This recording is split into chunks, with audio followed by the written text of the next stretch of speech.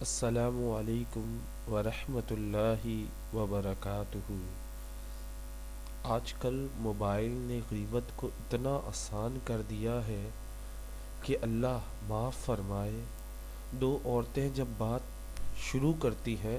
فلاں کے بچے کی منگنی ٹوٹ گئی، فلانی کے بچے ایسے ہیں، ان کے گھر میں یہ چیز نہیں ہے، اس نے بہت ہی سستا سوٹ پہنا تھا، وغیرہ وغیرہ،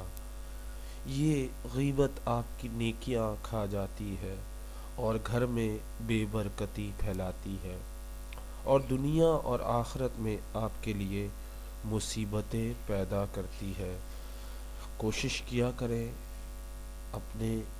لفظوں کو سوچ سمجھ کے کہیں، اور کوشش کریں دوسرے کے بارے میں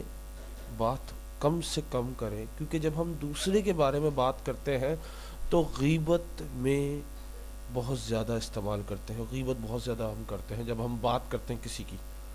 کہ فلاں کے بچے کی منگنی ٹوٹ گئی، تم نے سنا فلاں کے بچے کی منگنی ٹوٹ گئی، اوے تم نے سنا اس کے بچے کو، وہ بچے ایسا ہے، وہ بھی اس نے ڈکیتی کی، اوے ان کے گھر میں یہ چیز نہیں، ابے وہ لوگ غریب ہیں، اوے اس نے اتنا سستا سوٹ پہنا، اوے وغیرہ۔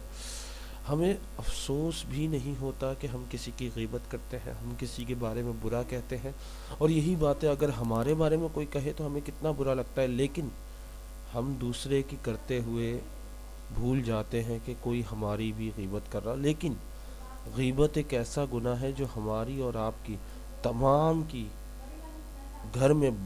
برکت ختم کر دیتا ہے، اور آخرت میں سب سے بڑی مصیبت پیدا کرتا ہے، ہماری تمام نیکیاں چھین لیتا ہے۔ تو میں امید کرتا ہوں غیبت سے آپ لوگ بچنے کی کوشش کریں گے۔ السلام علیکم ورحمۃ اللہ وبرکاتہ۔